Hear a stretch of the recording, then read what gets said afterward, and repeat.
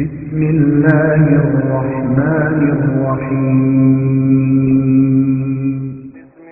യസ്വയസ് അവതരിപ്പിക്കുന്ന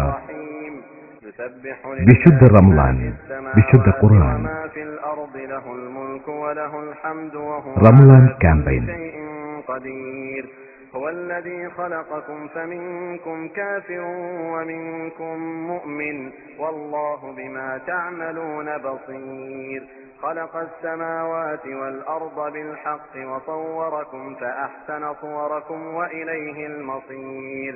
يعلم ما في السماوات والأرض ويعلم ما تسرون وما تعلنون والله عليم بذات الصدور. ألم يأتكم نبأ الذين الحمد لله رب العالمين والصلاة والسلام على سيد المرسلين وعلى آله وأصحابه أجمعين. إن أريد إلا الإصلاح ما استطعت وما توفيقي إلا بالله عليه توكلت وإليه أنيب. ما شاء الله كان وما لم يشأ لم يكن ولا حول ولا قوة إلا بالله العلي العظيم.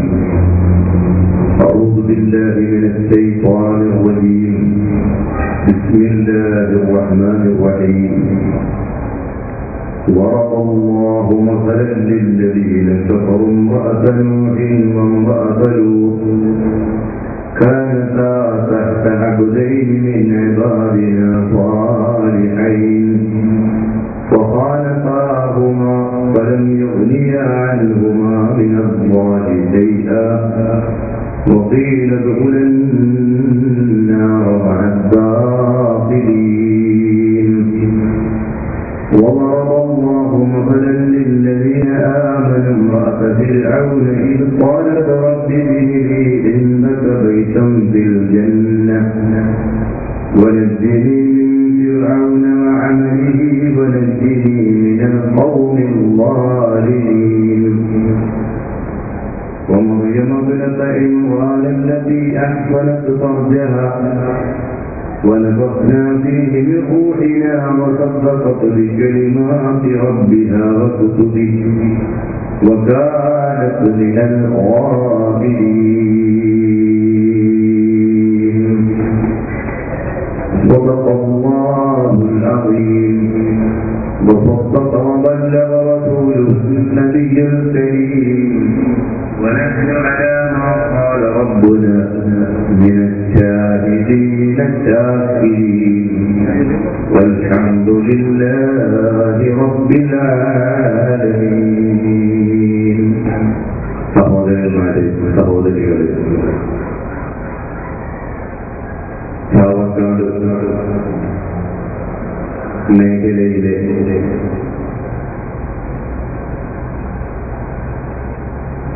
യുവജന സംഘത്തിന്റെ പ്രവർത്തകർ സാധാരണക്കാരെയും സ്ത്രീകളെയും ഉദ്ദേശിച്ച് സംഘടിപ്പിക്കുന്ന ഈ പരിപാടിയിൽ ഇന്ന് വളരെ പ്രധാനപ്പെട്ട ഒരു വിഷയം ചർച്ച ചെയ്യുകയാണ്. നല്ല കാര്യങ്ങൾ പറയാൻ, നല്ലത് കേൾക്കാൻ, നല്ലത് പ്രവർത്തനത്തിൽ പകർത്താൻ കരുണാഭാരതിയായ അല്ലാഹു അനുഗ്രഹിക്കട്ടെ. ഇൽമ് പഠിക്കാനും പഠിപ്പിക്കാനും പ്രചരിപ്പിക്കാനും മുസ്ലിം സമൂഹം ആഗോളാടിസ്ഥാനത്തിൽ തെരഞ്ഞെടുക്കുന്ന മാസമാണ് റമദാൻ. ഒരു വിശ്വാസിയെ സംബന്ധിച്ചിടത്തോളം, അല്ല ഒരു മനുഷ്യനെ സംബന്ധിച്ചിടത്തോളം, അയാളുടെ ജീവിതത്തിൽ വാക്കുകളും പ്രവർത്തനങ്ങളും സ്വഭാവങ്ങളും നടപടികളും മറ്റുള്ളവരുടെ ആക്ഷേപങ്ങൾക്ക് വിധേയമാകാത്ത രൂപത്തിൽ ക്രമപ്പെടുത്തി കൊണ്ടുപോകാൻ കഴിയണമെങ്കിൽ ഒരു ചട്ടക്കൂട് അനിവാര്യമാണ്. പ്രധാനമായി വ്യക്തി ജീവിതത്തിലും രണ്ടാമത് കുടുംബ ജീവിതത്തിലും മൂന്നാമത് സാമൂഹിക തലങ്ങളിലും ഈ ചട്ടക്കൂട് സ്വീകരിക്കാൻ കഴിഞ്ഞാൽ മനുഷ്യൻ വിജയിച്ചു. തിരുനബി സല്ലല്ലാഹു അലൈഹി വസല്ലമയുടെ ഒരു ഹദീസിൽ കാണാം, ഫിത്നത്തു റജുലി ഫീ മാലിഹി വ അഹ്ലിഹി. ഒരു മനുഷ്യന്റെ നാശം വരാനുള്ള പ്രധാനപ്പെട്ട രണ്ട് വഴികൾ, ഒന്ന് സാമ്പത്തികമാണ്, മറ്റൊന്ന് കുടുംബപരമാണ്. സമ്പത്ത് മനുഷ്യന്റെ ഗുണമാണോ നാശമാണോ എന്ന ചർച്ചയിൽ ഖുർആൻ ഇടപെടുകയും സമ്പത്ത് മനുഷ്യന് ആവശ്യമാണ്. ولا تؤتوا السفهاء أموالكم التي جعل الله لكم قياما. ജീവിതത്തിന്റെ മൂലക്കല്ലായി ദൈവം നിങ്ങൾക്ക് നൽകിയ സമ്പത്തിനെ നിങ്ങൾ വ്യക്തികളുടെയും വകതിരിവില്ലാത്തവരുടെയും കയ്യിൽ കൊടുക്കരുത് എന്ന് ഖുർആൻ പറഞ്ഞ വാക്യത്തെ പണ്ഡിതന്മാർ വിശദീകരിച്ചു. പണം ജീവിതത്തിന്റെ ഏറ്റവും പ്രധാനപ്പെട്ട ഭാഗമാണ്. പണം ഹൈറാണ്, നന്മയാണ്, വിജയമാണ്. അതേ പണം തന്നെ അതിന്റെ തോഴില്ല എങ്കിൽ, സമ്പാദനത്തിന്റെയും വിനിമയത്തിന്റെയും റൂട്ട് ശരിയാകുന്നില്ല എങ്കിൽ ആ പണം നാശമായി ഭവിക്കുമെന്നും ഖുർആൻ നമുക്ക് പഠിപ്പിച്ചു. അതുപോലെ ഏറ്റവും പ്രധാനപ്പെട്ട രണ്ടാമത്തെ കാര്യമാണ് കുടുംബം. ആ കുടുംബം നന്നായാൽ മനുഷ്യൻ നന്നായി. കുടുംബം ചീത്തയായാൽ മനുഷ്യൻ ചീത്തയായി മാറും. അതുകൊണ്ട് ഒരു നല്ല കുടുംബത്തിന്റെ സങ്കല്പം ഇന്ന് നമുക്ക് ആ ഭാഗം പ്രതിപാദിക്കാം. വളരെ വിശദമായി പറയേണ്ട ഭാഗങ്ങൾ സമയത്തിന്റെ പരിമിതി ഉള്ളതുകൊണ്ട് പ്രധാന ഭാഗങ്ങൾ മാത്രം പരാമർശിക്കുകയാണ് ഞാൻ ഉദ്ദേശിക്കുന്നത്. ഏറ്റവും നല്ല വ്യക്തികൾ അവരുടെ കുടുംബം കൊണ്ട് ദുഃഖിക്കേണ്ടി വന്ന സന്ദർഭങ്ങൾ വേദഗ്രന്ഥം നമ്മുടെ മുൻപിൽ വിവരിക്കുന്നു. ഏറ്റവും ദുഷ്ടന്മാരായ ആളുകൾ അവരുടെ കുടുംബിനികളെ കൊണ്ട് ഏറ്റവും വലിയ നന്മകൾ ആസ്വദിച്ച സംഭവങ്ങളും ഖുർആൻ പറയുന്നുണ്ട്. അതുകൊണ്ട് ഈ പ്രഭാഷണത്തിൽ ഞാൻ ആദ്യമായി പ്രാക്ടീസിലേക്ക് കടക്കുന്നു. ഇവിടെ സന്നിഹിതരായി ഈ പ്രഭാഷണം ആരെല്ലാം ശ്രദ്ധിക്കുന്നുവോ അവരുടെ ജീവിതത്തെ പറ്റി ഏറ്റവും അറിയാവുന്നവർ അവരവർ തന്നെയാണ്. നിങ്ങളെപ്പറ്റി എനിക്കറിയില്ല, എന്നെപ്പറ്റി നിങ്ങൾക്കറിയില്ല. അറിയാവുന്നത് കർത്താവായ അല്ലാഹുവിനെ മാത്രം. രണ്ടാമതായി നമ്മെപ്പറ്റി അറിയുന്നത് നമ്മളാണ്. എങ്കിൽ ആ കാരണം കൊണ്ട് തന്നെ ഒരു കുടുംബിനിയെ കൊണ്ട്, ഭാര്യയെ കൊണ്ട്, കുടുംബജീവിതം കൊണ്ട് എനിക്ക് സന്തോഷമുണ്ടോ, ഗുണമുണ്ടോ, എന്റെ ജീവിതത്തിലെ നന്മയും അച്ചടക്കവും രൂപപ്പെടുത്തി ക്രമപ്പെടുത്തി എടുക്കാൻ എനിക്ക് സാധിച്ചിട്ടുണ്ടോ എന്ന ഒരന്വേഷണം കുടുംബജീവിതത്തിലേക്ക് പ്രവേശിച്ചവർക്ക് അനിവാര്യമാണ്. സ്ത്രീകളോട് ഞാൻ പറയട്ടെ, നിങ്ങൾ കുടുംബജീവിതത്തിൽ പ്രവേശിച്ചതിന് ശേഷം അതിന് മുൻപുണ്ടായിരുന്ന ജീവിതത്തെക്കാൾ സുഭിക്ഷമായ സമാധാനപൂർണമായ ഒരവസ്ഥ നിങ്ങൾക്കുണ്ടായിട്ടുണ്ടോ എന്ന അന്വേഷണം നിങ്ങൾ നടത്തണം. മറ്റൊന്ന്, കുടുംബജീവിതത്തിലേക്ക് കടന്നു വന്നിട്ടില്ല യുവതീ യുവാക്കളാണ്. കോഴിക്കോട് ജില്ലയിൽ 1-2 വർഷം മുൻപ് അവിടെ ഒരു സ്ഥാപനത്തിന്റെ ക്യാമ്പസിൽ ഒരു കുടുംബ ശില്പശാല നടത്തുകയുണ്ടായി. വിവാഹ ശില്പശാല. വേണമെങ്കിൽ വേണമെങ്കിൽ ആ മോഡൽ നമുക്ക് നമ്മുടെ ഗ്രാമങ്ങളിലും മഹല്ലുകളിലുമൊക്കെ പരീക്ഷിക്കാവുന്നതാണ്. ആ ശില്പശാലയിൽ വിവാഹം മുതൽക്ക് വിവാഹത്തിലെ ആചാരങ്ങളും അനാചാരങ്ങളും വിവാഹ ബന്ധത്തിന്റെ പേരിൽ നടന്നുകൊണ്ടിരിക്കുന്ന ട്രാജഡികളും അതുപോലെ വിവാഹത്തിൻ്റെതായ നല്ല റിസൾട്ടുകളും എല്ലാം വളരെ വിശദമായി പ്രതിപാദിക്കുകയുണ്ടായി. ആ ക്ലാസിൽ ഏറ്റവും കൂടുതൽ സംബന്ധിച്ചത് വിവാഹിതരായിരുന്നുവോ അല്ല വിവാഹ ജീവിതം ആഗ്രഹിച്ചവരായിരുന്നുവോ എന്ന് തീർത്തു പറയാൻ കഴിയാത്ത രൂപത്തിൽ എല്ലാവരും സജീവമായി. അതുപോലെ ഈ സദസ്സിൽ ഞാൻ പ്രതീക്ഷിക്കുന്നത് കുടുംബജീവിതത്തിലേക്ക് പ്രവേശിച്ചിട്ടില്ലാത്ത ആളുകൾ ഈ വിഷയം വളരെ നന്നായി ശ്രദ്ധിക്കണം. കുടുംബജീവിതത്തിൽ പ്രവേശിച്ചവർ ആവട്ടെ, ഇവിടെ പരാമർശിക്കുന്ന ഓരോ വിഷയവും ഏറ്റവും കൂടുതൽ ഹൃദയത്തിൽ തട്ടുന്നത് അവരെ ആയിരിക്കും. വിശുദ്ധ ഖുർആൻ മനുഷ്യന് മുൻപിൽ സമർപ്പിച്ചിട്ടുള്ള ജീവിതം, ഖുർആനിലെ ഏറ്റവും പ്രധാനപ്പെട്ട ചർച്ച ഹ്യൂമൻ ബീയിങ്, മനുഷ്യൻ. അതാണ് ഖുർആന്റെ ചർച്ച. ഖുർആന്റെ ചർച്ച ഏതെങ്കിലും കഥ പറയാനല്ല, ഏതെങ്കിലും മൃഗങ്ങളെ പറ്റി പറയാനല്ല. ഖുർആനിലെ അധ്യായങ്ങൾ നോക്കിയാൽ ചിലപ്പോൾ ചില മൃഗങ്ങളുടെ പേര് വേണം. ഒന്നാമത്തെ അധ്യായം പറ്റുവാണെങ്കിൽ, പിന്നെ കുറെ നാം കരുതി നോക്കുമ്പോൾ ഉറുമ്പും തേനീച്ചയും അങ്ങനെ പല ജീവികളും കടന്നു വരും. ആ ജീവികളെ പറ്റി പറയലോ ആ ജീവികളെ പറ്റി പരാമർശിക്കലോ ഖുർആന്റെ ലക്ഷ്യമേ അല്ല. ഡൊമസ്റ്റിക് ക്രിമിനലുകളും അല്ലാതെ ക്രിമിനലുകളുമെല്ലാം ഖുർആന്റെ ചാപ്റ്ററുകളുടെ അധ്യായമായി വരാനുള്ള കാരണം മനുഷ്യൻ ആ മൃഗങ്ങളുമായി ബന്ധപ്പെടുന്നു, അവയെ മനുഷ്യൻ ഉപയോഗപ്പെടുത്തുന്നു എന്നതിന്റെ പേരിൽ മാത്രമാണ്. മനുഷ്യ ബന്ധമുള്ളവരിൽ ഏതെങ്കിലും തരത്തിൽ ഈച്ചയും പട്ടിയുമെല്ലാം കടന്നു വരിക സ്വാഭാവികമാണ്. കാരണം അതൊന്നുമില്ലാത്ത ഒരു അറ്റ്മോസ്ഫിയർ മനുഷ്യന് സങ്കല്പിക്കാൻ പോലും കഴിയില്ല. അതുകൊണ്ട് ഹ്യൂമൻ ബീയിങ് എന്ന ആ മനുഷ്യൻ എന്ന ആ ഒരു ചർച്ചയിൽ കടന്നു വരുമ്പോൾ ഒന്നാമതായി അടിസ്ഥാനപരമായി കുടുംബജീവിതത്തിന്റെ ഏറ്റവും പ്രധാനപ്പെട്ട ഗുണം ഒറ്റയ്ക്ക് ജീവിക്കരുത് എന്ന മെസ്സേജാണ്. ഒറ്റയ്ക്കുള്ള ജീവിതം മനുഷ്യനെ ഗുണം ചെയ്യുകയില്ല. മനുഷ്യൻ സമൂഹ ജീവിയാണ്. അവൻ ഒറ്റയ്ക്ക് ജീവിക്കുമ്പോൾ ടെൻഷൻ ഉണ്ടാവുകയും അവൻ നേരത്തെ അനുഭവിച്ചിട്ടുള്ള ദുരന്തങ്ങൾ അവനെ വേട്ടയാടുകയും ചിലപ്പോൾ ആത്മഹത്യയിലേക്ക് അവന്റെ ഏകാന്ത ജീവിതം അവനെ പ്രേരിപ്പിക്കുകയും ചെയ്യും. എനിക്കറിയാവുന്ന ഒരു സഹോദരൻ, ഒരു ഗവൺമെന്റ് എംപ്ലോയി, അദ്ദേഹം മാന്യമായ ശമ്പളം വാങ്ങുന്നു, നല്ല ജോലിയാണ്, സ്കൂൾ അധ്യാപകനാണ്.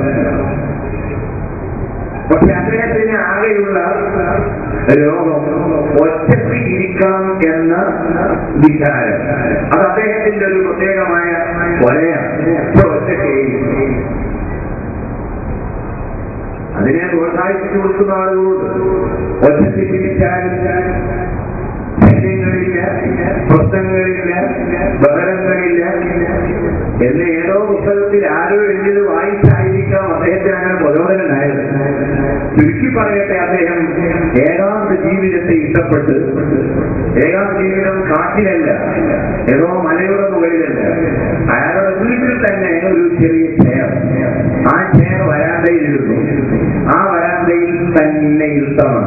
അങ്ങാടിയിൽ പോകുന്നില്ല, കൂട്ടുകാരുമായി ബന്ധങ്ങളില്ല, മൊബൈൽ ഫോൺ തീരെ ഇല്ല, യാതൊരു സൗഹൃദത്തിന്റെ അന്തരീക്ഷവുമായി യാതൊരു ഇണക്കവുമില്ലാതെ കഴിയുന്ന ആ മനുഷ്യൻ 1-2 കൊല്ലം അങ്ങനെ ജീവിക്കുന്നതോടെ അയാൾ മാനസിക രോഗിയായി മാറുകയാണ്. അയാളുടെ ഭാര്യ അയാളെ വെറുക്കുകയാണ്, അയാളുടെ കുടുംബം അയാളിൽ നിന്ന് അകലുകയാണ്, സ്കൂളിൽ തന്നെ പോകാതെയായി. ശമ്പളത്തിന്റെ സമയമാകുമ്പോൾ ഹെഡ് മാസ്റ്റർ വിളിച്ചു പറയും, ഒന്ന് ഇവിടെ വന്നാൽ ഒപ്പിട്ടാൽ ശമ്പളം കൊണ്ടുപോകാമായിരുന്നു. അദ്ദേഹത്തിന്റെ പ്രതികരണം, നിന്റെ ഒക്കെ ഒരു ശമ്പളം, ഇതൊന്നും എന്നെ കിട്ടൂല. സത്യത്തിൽ അദ്ദേഹത്തിന്റെ ഗുണത്തിന് വേണ്ടി അദ്ദേഹത്തിന് അനുഭവിക്കാനുള്ള പണം ഗവൺമെന്റ് ഫണ്ടായി അനുവദിച്ചത് വാങ്ങിക്കൊണ്ടുപോകാൻ പറയുന്നത് പറയുമ്പോൾ അദ്ദേഹത്തിന്റെ പ്രതികരണം നെന്റെ ഒരു പണം. അദ്ദേഹം പറഞ്ഞ ആ വാക്ക് ഞാനവിടെ ഉദ്ധരിക്കുന്നില്ല. സദസ്സിൽ പറയാൻ പറ്റാത്ത കുറെ മലയാളങ്ങൾ അദ്ദേഹം മറുപടിയായി ഈ ഹെഡ്മാസ്റ്റർക്ക് പറഞ്ഞേക്കുകയാണ്. ഞാൻ പറയുന്നേ, ഒറ്റക്കുള്ള ജീവിതം മതത്തിന് ഇഷ്ടമേ ഇല്ല. ഇസ്ലാം എന്ന് പറയുന്ന ആ മതം തന്നെ, ആ ഇസ്ലാം ആ വാക്കിന്റെ അർത്ഥം തന്നെ അനുസരിക്കുമ്പോൾ അവിടെ പറയുന്ന ഒരാളുണ്ട്, പറയുന്ന ഒരാൾക്കുണ്ട്. അദ്ദേഹവുമായുള്ള ആ ബന്ധത്തിലൂടെ മാത്രമേ ഇസ്ലാമിനെ നമുക്ക് അടുത്തറിയാൻ കഴിയുകയുള്ളൂ. എങ്കിൽ നമ്മുടെ ജീവിതത്തിൽ ഓരോ സമയത്തും നമ്മോട് പറയാനും നമ്മുടെ സ്വകാര്യ ജീവിതത്തെ പറ്റി നമ്മെ ബോധവാന്മാരാക്കാനും നമ്മൾ പരാജയപ്പെടാനുള്ള കാരണങ്ങൾ ചൂണ്ടിക്കാണിക്കാനും പുതിയ നിർദ്ദേശങ്ങൾ നൽകി നമുക്ക് പുതുജീവനും ചൈതന്യവും നൽകുവാനും പറ്റിയ ഒരു കൂട്ടുകാരൻ അല്ലെങ്കിൽ കൂട്ടുകാരി ഇസ്ലാമിക സങ്കല്പത്തിൽ വളരെ അനിവാര്യമാണ്. അത് സ്ത്രീക്ക് പുരുഷൻ ആണ് കൂട്ടുകാരനായി വരുന്നത്, പുരുഷന്റെ സ്ത്രീയാണ് കൂട്ടുകാരിയായി വരുന്നത്. ഇത് ഒരർത്ഥത്തെ അല്ലെങ്കിൽ മറ്റൊരർത്ഥത്തിൽ പടിഞ്ഞാറൻ നാടുകൾ മുഴുവനും ഈ തത്വം അംഗീകരിച്ചു. പക്ഷേ കൾച്ചർ ചെയ്യാത്ത ഒരു ഹിന്ദു ജീവിതത്തെ ആയിപ്പോയി അവർ സങ്കല്പിച്ചത്. ഇംഗ്ലീഷ് മീഡിയങ്ങളിലൊക്കെ പഠിക്കുന്ന കുട്ടികൾ, സ്കൂൾ കുട്ടികൾ, അവരുടെ ചെറിയ പാഠങ്ങളിൽ തന്നെ ഗേൾസ് ഫ്രണ്ട്, ബോയ് ഫ്രണ്ട് എന്ന ഈ ഒരു കൾച്ചർ പടിഞ്ഞാറൻ നാടുകൾ വളർത്തിക്കൊണ്ടുവരികയാണ്. അത് പ്രകൃതിയുടെ ഈ തത്വത്തെ അവർ വളർത്തുന്നത് പക്ഷേ കൾച്ചർ ചെയ്യാതെ ആയിപ്പോയി.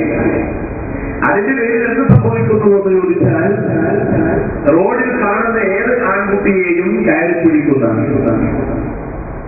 കോളേജിൽ വിട്ട് പുറത്തിറങ്ങിയ ഏത് പെൺകുട്ടിയുടെയും തോളിൽ കൈവെക്കുന്ന,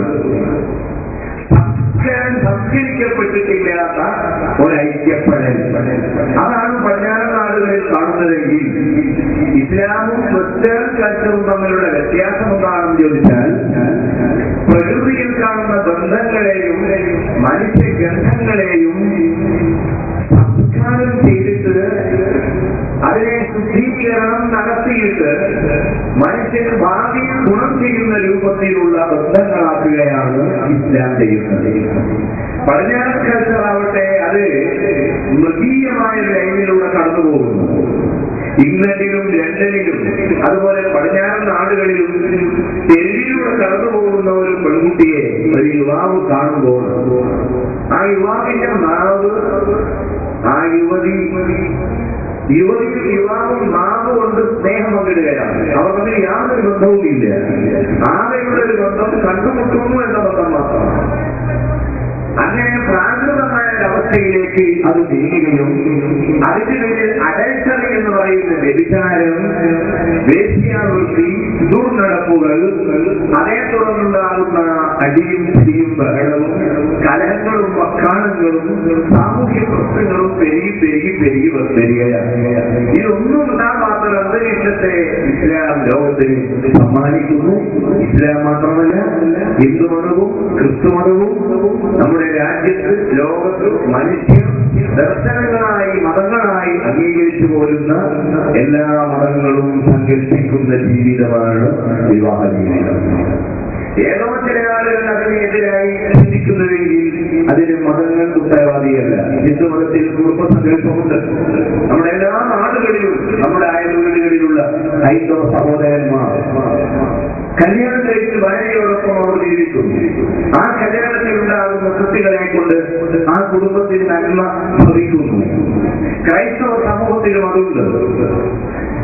വികാരി, അതുപോലെ കന്യക എന്നിങ്ങനെയുള്ള സങ്കല്പങ്ങൾ മറ്റൊരു ഭാഗത്തുനിന്ന് ആ ഭാഗത്തേക്ക് ഞാൻ പോകുന്നില്ല. വിമർശനങ്ങളുടെ ഭാഗമല്ല ആധുനിക ലോകത്തിൽ ചർച്ചയ്ക്ക് തിരഞ്ഞെടുക്കേണ്ടത് എന്ന് മനസ്സിലാക്കുന്നതിന്റെ പേരിൽ ഞാൻ ഓർമ്മപ്പെടുത്തുന്നു. അപ്പോൾ കുടുംബം എന്ന് പറയുന്ന സങ്കല്പത്തിന്റെ ഏറ്റവും പ്രധാനമായ ആദ്യത്തെ ഗുണം ചേർന്ന് ജീവിക്കുക.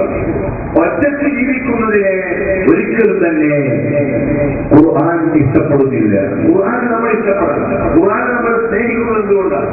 ഖുർആനോട് നമുക്ക് ഇഷ്ടമുണ്ടാവാനുള്ള കാരണം ഖുർആൻ മുസ്ലിമീങ്ങളുടെ വേദഗ്രന്ഥമായതുകൊണ്ടല്ല. മുസ്ലിമീങ്ങൾക്ക് വേണ്ടിയുള്ള വേദഗ്രന്ഥം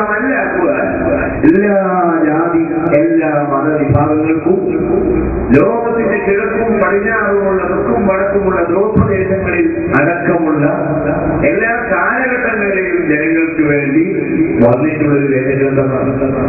ആ ഗ്രന്ഥത്തെ ആരെല്ലാം ഇഷ്ടപ്പെടുന്നുവോ, ആരെ ഉൾക്കൊള്ളുന്നുവോ, ആരനുസരിച്ച് പ്രവർത്തിക്കുന്നുവോ അവൻ മുസ്ലിമാണ്. ആരെ തള്ളുന്നുവോ അവൻ മുസ്ലിം അല്ല. ഇതാണ് വ്യത്യാസം. എങ്കിൽ എന്തുകൊണ്ട് ഖുർആൻ നമ്മൾ ഇഷ്ടപ്പെടുന്നു എന്ന് ചോദിച്ചാൽ അതിന്റെ പല കാരണങ്ങളിൽ കുറെ നാം ഇവിടെ എണ്ണയുണ്ടായി. അതിൽപ്പെട്ടത് പ്രധാന ഭാഗമാണ് ഒറ്റയ്ക്കുള്ള ജീവിതത്തെ മതം എതിർക്കുന്നു, വെറുക്കുന്നു. അലി ഇബ്നു അബീ ത്വാലിബ് റളിയല്ലാഹു അൻഹു പറഞ്ഞു, അലൈക്കും ബികസ്റത്തിൽ ഇഖ്വാൻ, ഓ സഹോദരന്മാരെ, സുഹൃത്തുക്കളെ, നിങ്ങൾ ധാരാളമായി സഹോദരന്മാരെ സെലക്ട് ചെയ്ത് സുഹൃത്തുക്കളെ സമ്പാദിക്കുകയും കൂട്ടുകാരെ ധാരാളം ഉണ്ടാവണം. അത് ഇസ്ലാമിന്റെ ഒരു പ്രധാനമായ സമസ്യയാണ്.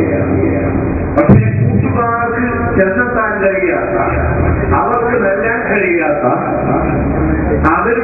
അവരുമായുള്ള ബന്ധത്തിലൂടെ സാധിച്ചെടുക്കാൻ കഴിയാത്ത വിശാലമായ കുറെ തത്വങ്ങൾ കുടുംബജീവിതത്തിലൂടെ സാധിക്കുന്നു എന്നതുകൊണ്ട് തന്നെ വിശുദ്ധ ഖുർആൻ പറയുന്നു, അൻകിഹുൽ അയാമ മിൻകും والصالحين من عبادكم وإمائكم إن يكونوا فقراء يغنيهم الله من فضله والله واسع عليم.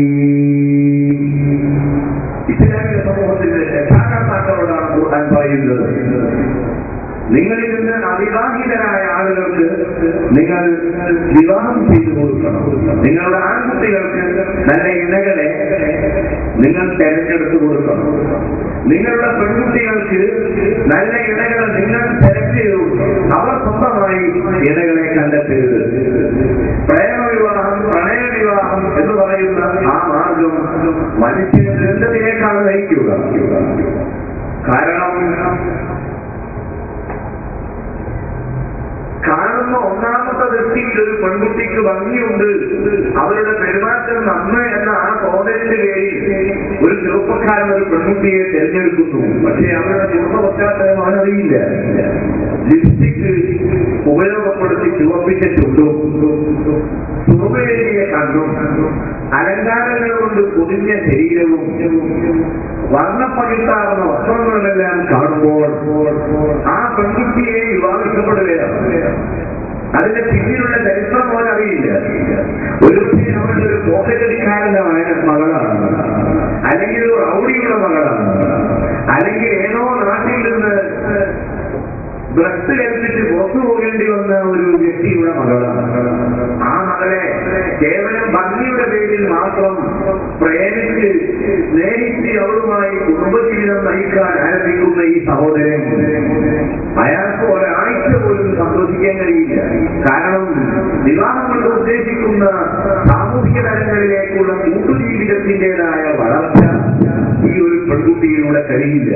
കാരണം അവരുടെ സഹോദരന്മാർ, അവരുടെ പിതാവ്, അവളുടെ മാതാവ്, അവരുടെ കുടുംബം, അതെല്ലാം സാമൂഹ്യ ജീവിതത്തിൽ നിന്ന് തികച്ചും ദുരന്തങ്ങളുടെ പേരിൽ, തെറ്റായ പ്രവർത്തനങ്ങളുടെ പേരിൽ ഒറ്റപ്പെട്ട് കഴിയുന്നവരാണ്. ആ ഒരു കുടുംബത്തിലേക്ക് നമ്മൾ അയച്ചെന്നാൽ നന്നാവേണ്ടതിന് പകരം നമ്മൾ കൂടി ഔലികളായി മാറും.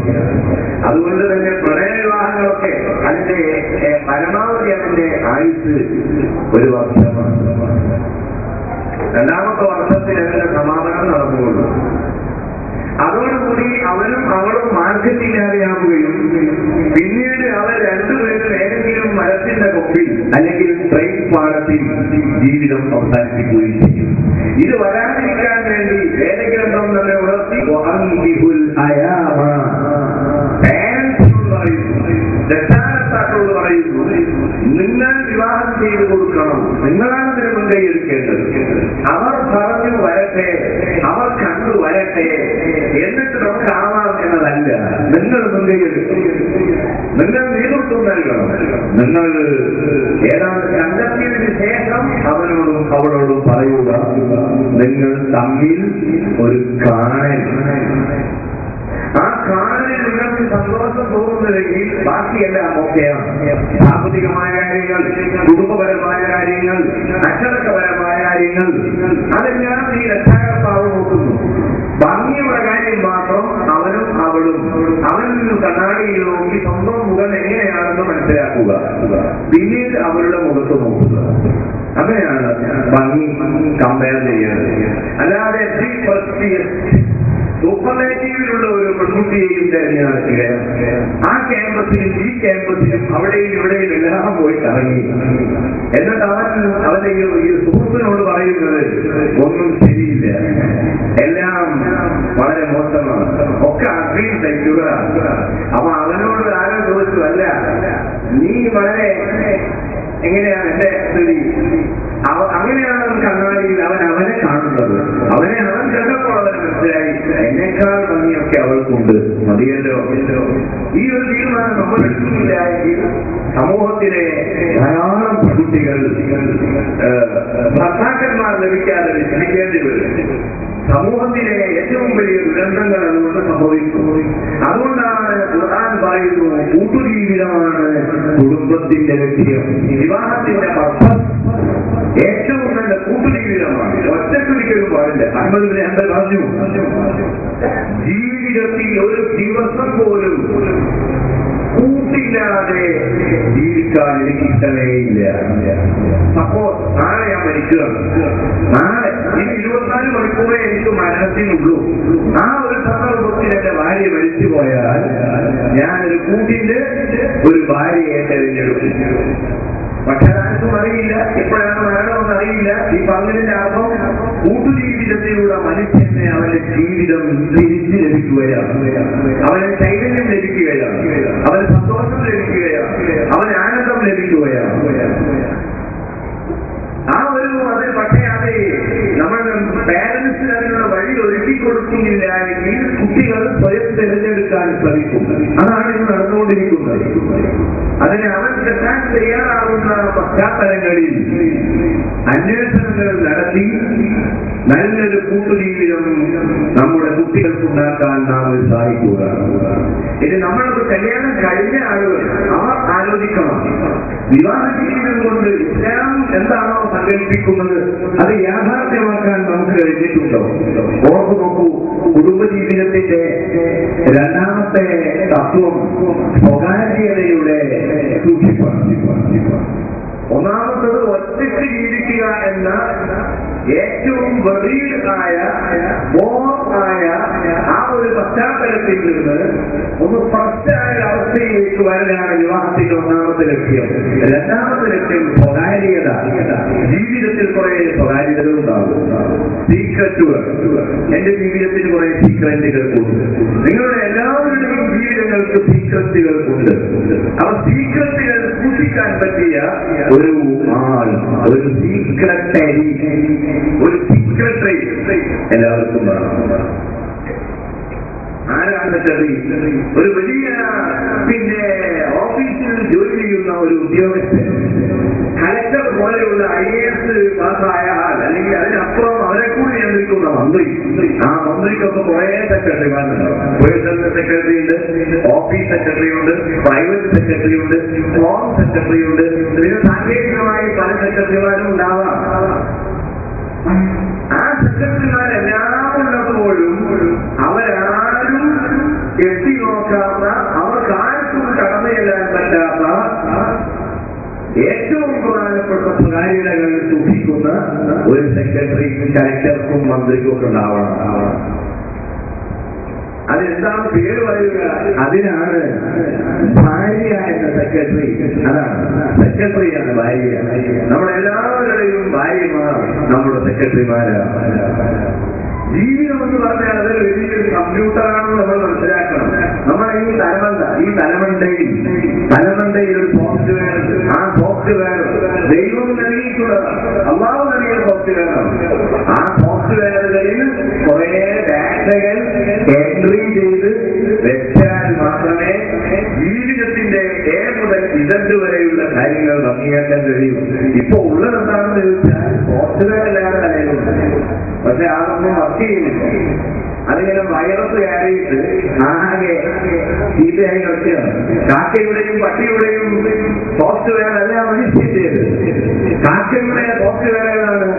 ഭക്ഷണം കഴിക്കാനെന്തെങ്കിലും കിട്ടണം, താമസിക്കുവാൻ ഏതെങ്കിലും മരത്തിന്റെ മുകളിൽ കുറെ ചില്ലകൾ ഉപയോഗിച്ച് കൂട് കെട്ടി കഴിയണം. ഇതിനപ്പുറം കാക്കക്ക് മൂന്നാമത് വല്ലതും ഉണ്ടെങ്കിൽ പെണ്ണുമായി ഇടചേരണം, അത്രേ ഉള്ളൂ. അതിനപ്പുറത്തെ ആവശ്യമുള്ള പ്രവർത്തനങ്ങളൊന്നും കാക്കന്റെ തലയിലില്ല. കാക്കന്റെ സോഫ്റ്റ്വെയർ എന്ന് പറഞ്ഞാൽ വളരെ ചെറുതാണ്. നമ്മുടെ അതൊന്നുമല്ല.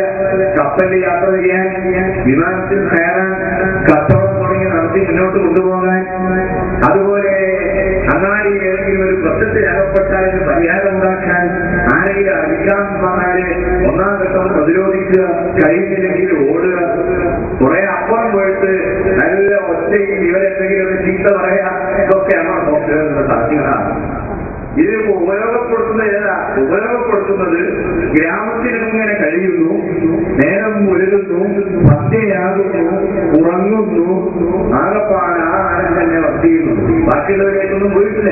ചില ആളുകൾ ഗൾഫിൽ പോയാൽ സോഫ്റ്റ്വെയർ വളരെ റെഡിയായി വരുന്നത്. അതുപോലെ പിന്നെ ഒരു വിദ്യാർത്ഥിയുടെ അവന്റെ ഫലമെന്ത ഒന്നുകൂടി വികസിക്കുന്നു. ഞാൻ പറയട്ടെ, ഇതെല്ലാം ഉൾക്കൊണ്ടിട്ടുള്ള വിശാലമായ ഈ തലച്ചോറിനെ ഉപയോഗപ്പെടുത്തി അതിൽ സ്വകാര്യമായി സൂക്ഷിച്ച് അതുകൂടി മനുഷ്യന് ഉപയോഗപ്പെടുത്താൻ കഴിയുകയാണെങ്കിൽ ഒരു ജീവിത പങ്കാളി നമുക്ക് ആവശ്യമാണ്. അവിടെ നമ്മൾ നോക്കണം, കുടുംബ പങ്കാളിയുടെ പവർ കാണണമെങ്കിൽ ലോകത്തിന്റെ തന്നെ നേതാവായ ഏറ്റവും വലിയ നേതാവായ ഒരു വ്യക്തിയെ നമുക്ക് ഉദാഹരണമായി എടുക്കാം. മുഹമ്മദ്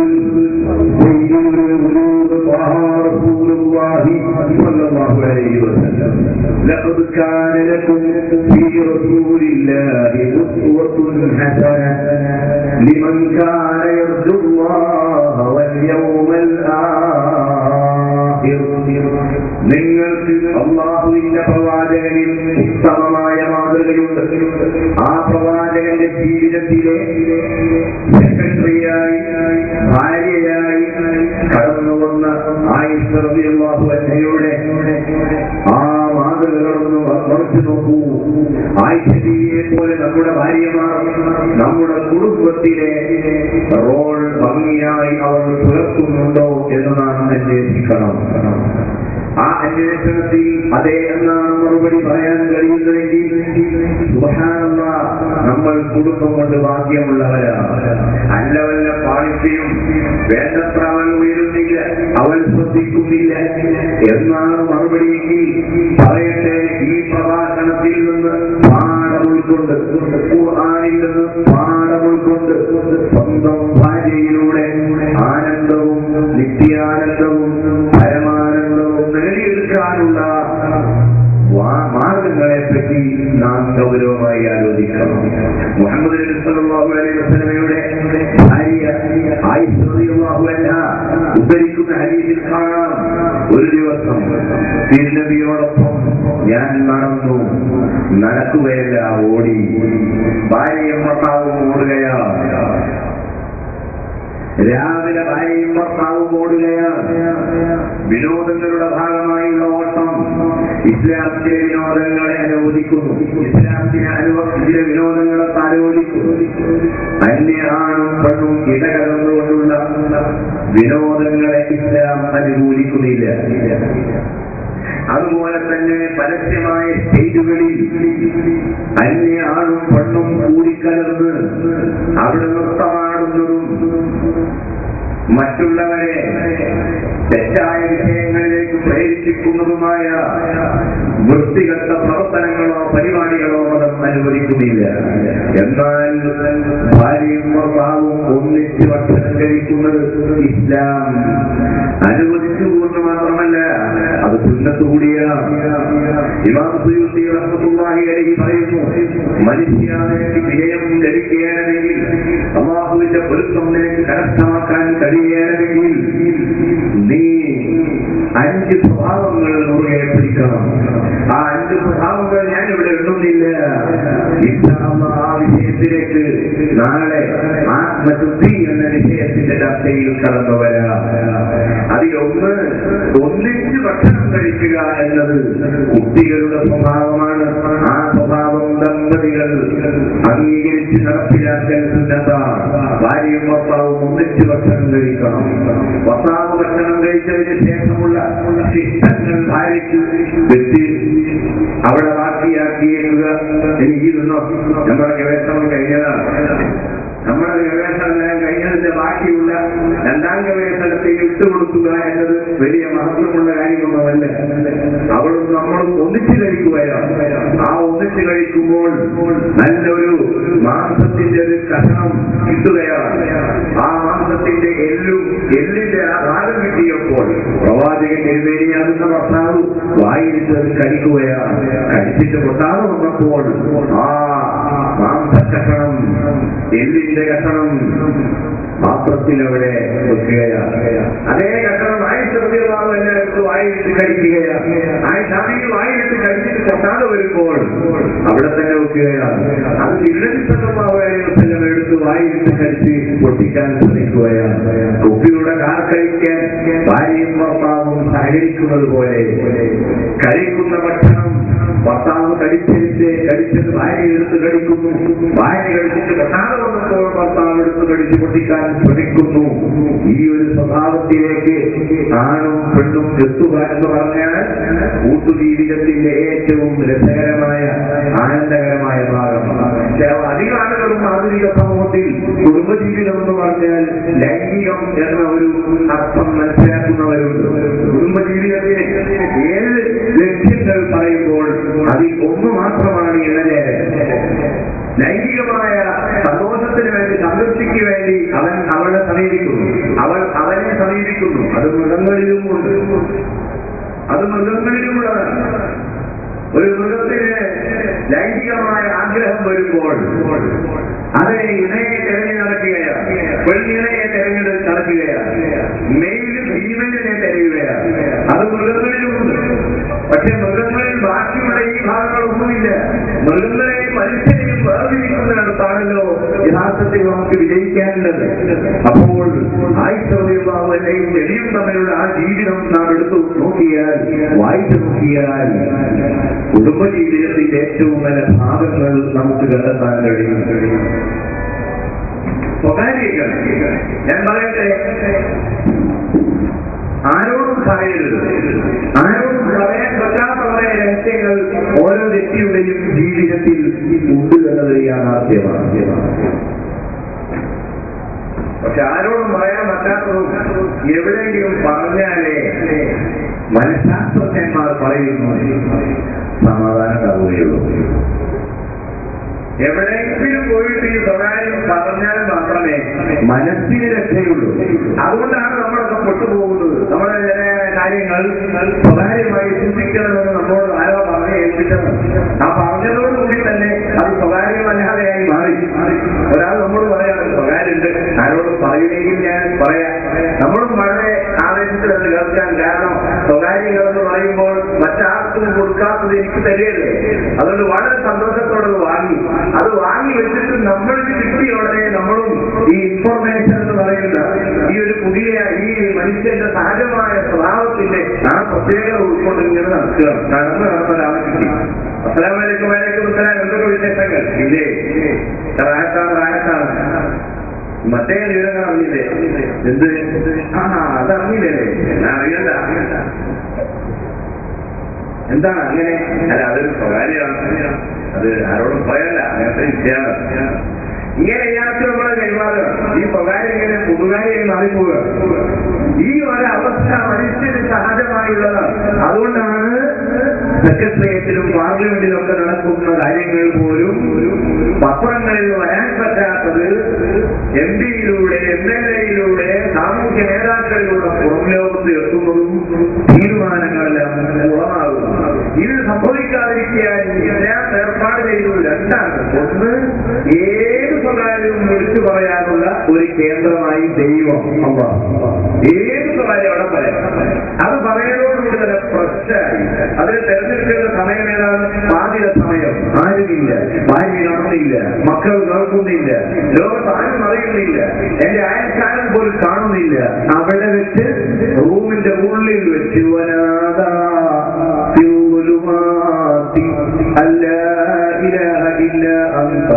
സുബ്ഹാനക ഇന്നി കുന്തു മിനൽ ളാലിമീൻ.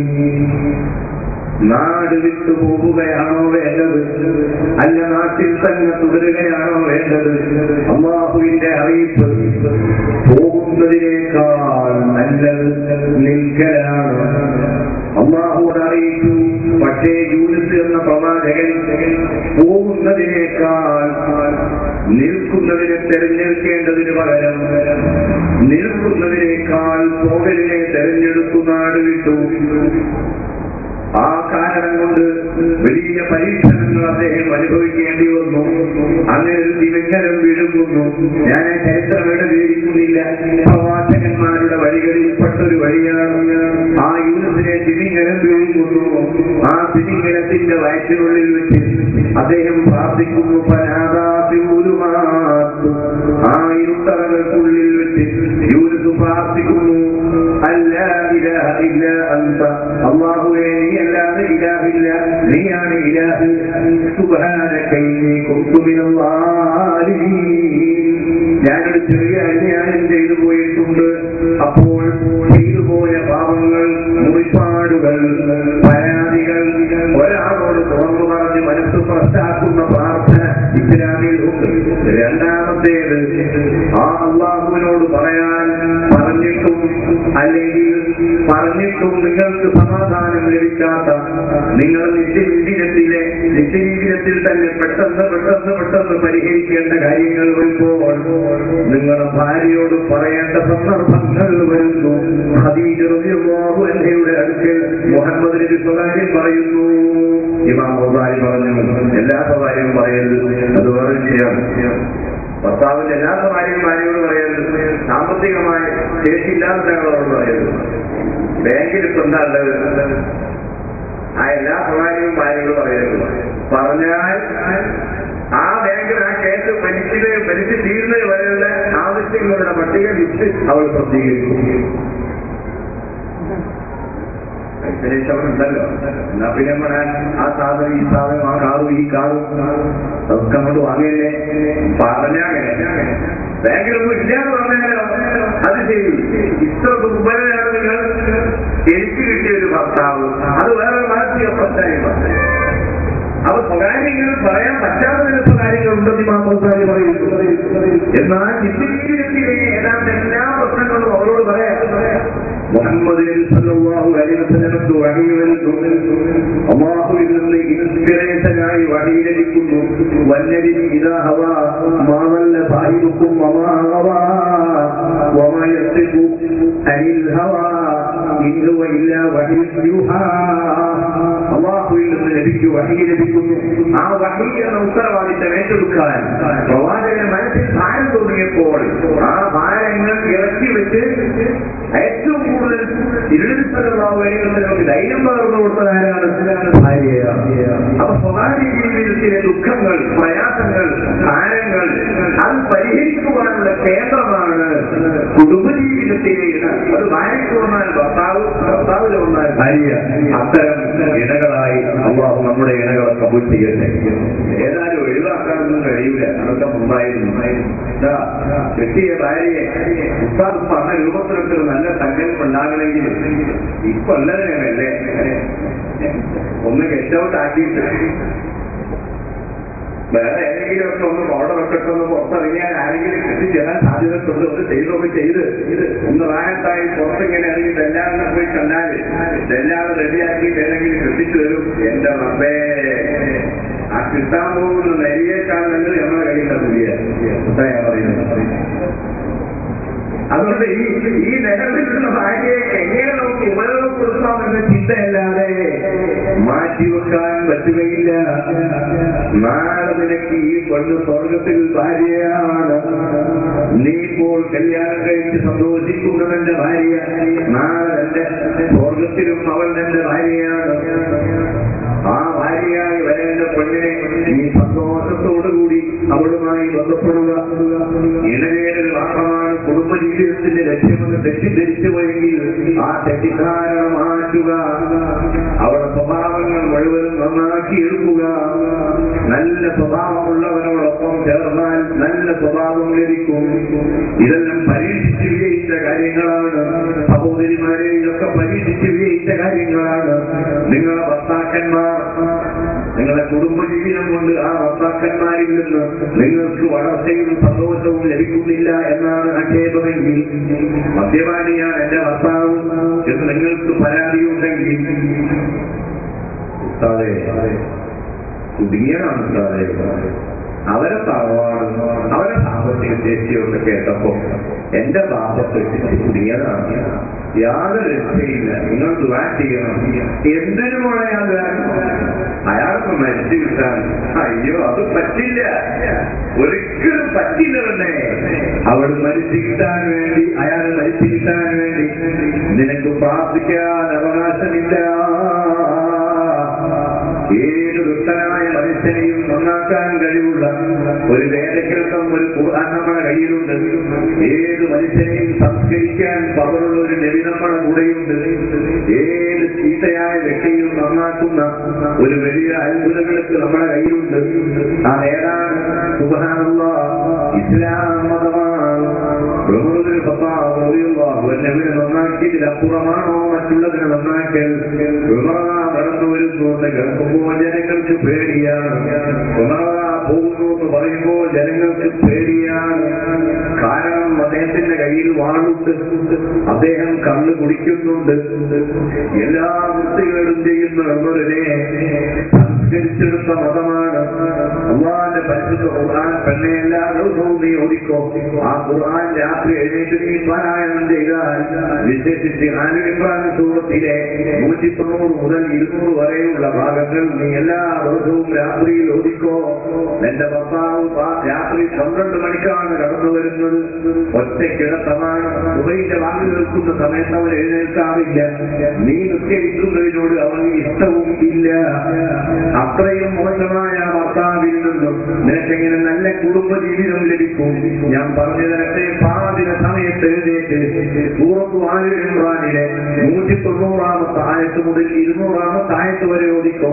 ഇന്ന ഫീ ഖൽഖിസ് സമാവാതി വൽ അർളി വഖ്തിലാഫിൽ ലൈലി വന്നഹാരി ലആയാതിൻ ലിഉലിൽ അൽബാബ് الذين يذكرون الله قياما وقعودا وعلى جنوبهم ويتفكرون في خلق السماوات والأرض ربنا ما خلقت هذا باطلا سبحانك فقنا عذاب النار. എല്ലാ ദിവസവും മുഹമ്മദ് നബി സല്ലല്ലാഹു അലൈഹി വസല്ലം ഈ 10 വാക്യങ്ങൾ തഹജ്ജുദിന്റെ സമയത്ത് ഓതാറുണ്ടായിരുന്നു. രാത്രി എത്തായി കഴിഞ്ഞ് കിടന്നുറങ്ങിയാൽ സുബഹിന്റെ മുമ്പ് എപ്പോഴെങ്കിലും എഴുന്നേറ്റാൽ വെള്ളം കൊണ്ട് മുഖം ഇങ്ങനെ തടയണം, എന്നിട്ട് ഈ ആയത്തുകൾ ഓതണം. അതിങ്ങനെ ഒതിയാൽ, ഖുർആനിങ്ങനെ ഒതിയാൽ ആ ദുഷ്ടനായ ഭർത്താവിന്റെ സ്വഭാവം നന്നായി കിട്ടും. അതാണ് ഉമർ ഇബ്നുൽ ഖത്താബ് റളിയല്ലാഹു അൻഹുവിനെ പെങ്ങളാണല്ലോ നന്നാക്കിയത്. ഞാൻ അഭാവം വിശദീകരിക്കുകയല്ല. അപ്പോൾ കുടുംബജീവിതം കൊണ്ട് ഉദ്ദേശിക്കുന്ന സന്തോഷങ്ങൾ പെണ്ണിനും ആണിനും ലഭിക്കണം. സ്വകാര്യതകളെ അങ്ങുമിങ്ങും സൂക്ഷിക്കുന്ന രൂപത്തിൽ വളരണം. അവന്റെ സ്വകാര്യം അവൾ പുറത്ത് പറയരുത്, അവന്റെ സ്വകാര്യം അവൾ പറയരുത്.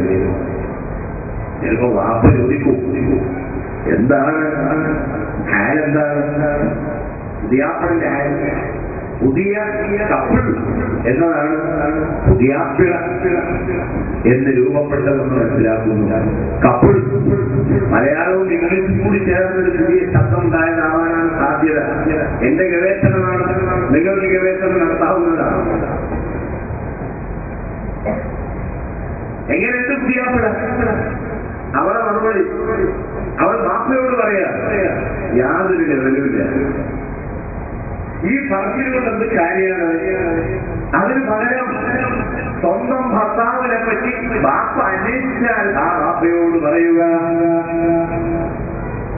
അൽഹംദുലില്ലാഹ് ആരത്താണ് ബാപ്പ ദുആ ചെയ്യണം. അങ്ങനെ രണ്ടു ഒന്നാണ്. ആദ്യം പറഞ്ഞാൽ ബാപ്പ ദുആ ചെയ്യണം, ബാപ്പ പ്രാർത്ഥിക്കണം എന്ന് പറഞ്ഞാൽ സന്തോഷമാണെങ്കിൽ സന്തോഷം വർദ്ധിക്കാൻ വേണ്ടി ബാപ്പ പ്രാർത്ഥിക്കണം. ഈ ശൈലിയെ ഭർത്താവിനെ പറ്റി പറയാൻ പാടുള്ളൂ. അവന് ദേഷ്യം കൂടുതലാണ്, അവനെന്നെ തല്ലുന്നുണ്ട്, അവൻ ചെലവിന് തരുന്നില്ല, ഈ സകലങ്ങളൊന്നും വാപ്പയോട് പറഞ്ഞിട്ട് ഫലമില്ല. നല്ല രൂപത്തിൽ നല്ല രീതിയിൽ നീ നയിച്ച് നീ പരിശുദ്ധ ഖുർആൻ പാരായണം ചെയ്ത് ദിക്റുകൾ ധാരാളം ചൊല്ലി സ്വലാത്ത് ചൊല്ലി സാധുക്കൾക്ക് ഗുണം ചെയ്യുന്ന നല്ലത് പ്രവർത്തിക്കുന്ന ഒരു അന്തരീക്ഷം വീട്ടിലുണ്ടാക്കിയെടുത്താൽ അല്ലാഹു ആ ഭർത്താവിന്റെ മനസ്സിൽ മാറ്റങ്ങൾ ഇട്ടുകൊടുക്കുന്നതാണ്. കുടുംബജീവിതം കൊണ്ട് ഉദ്ദേശിക്കുന്നു. മൂന്നാമത്തേത് സാമ്പത്തികമായ പുരോഗതിയാണ്. എന്തിനാണ് കല്യാണം കഴിക്കുന്നത്? സമ്പത്തിന്റെ നിയന്ത്രണം, സാമ്പത്തികമായ കൈകാര്യങ്ങൾ. ഇപ്പൊ ആ കൈകാര്യത്തിൽ യാതൊരു നിയന്ത്രണവുമില്ല. പുരുഷനില്ല, സ്ത്രീക്കില്ല. കല്യാണത്തിലൂടെ കുടുംബജീവിതത്തിലൂടെ പണത്തിന്റെ വിനിയോഗം നിയന്ത്രിക്കപ്പെടുന്നു. കല്യാണം കഴിക്കുന്നത് സാമ്പത്തികമായ വർധനവിന് വേണ്ടിയല്ല. സ്ത്രീധനം എന്ന രീതിയിലുള്ള ആ പരിപാടി ഇസ്ലാമിന്റേതല്ല, മുസ്ലിം സമൂഹത്തിന്റേതല്ല. മുസ്ലിങ്ങളുടെ രാജ്യങ്ങളിൽ സ്ത്രീധനമില്ല. UAE സ്ത്രീധനമില്ല, Saudi അറേബ്യയിലില്ല, ഖത്തറിലില്ല, കുവൈറ്റിലില്ല. 10% മുസ്ലിമീങ്ങളുള്ള ഒരു നാട്ടിലില്ല. ലക്ഷദ്വീപിലില്ല.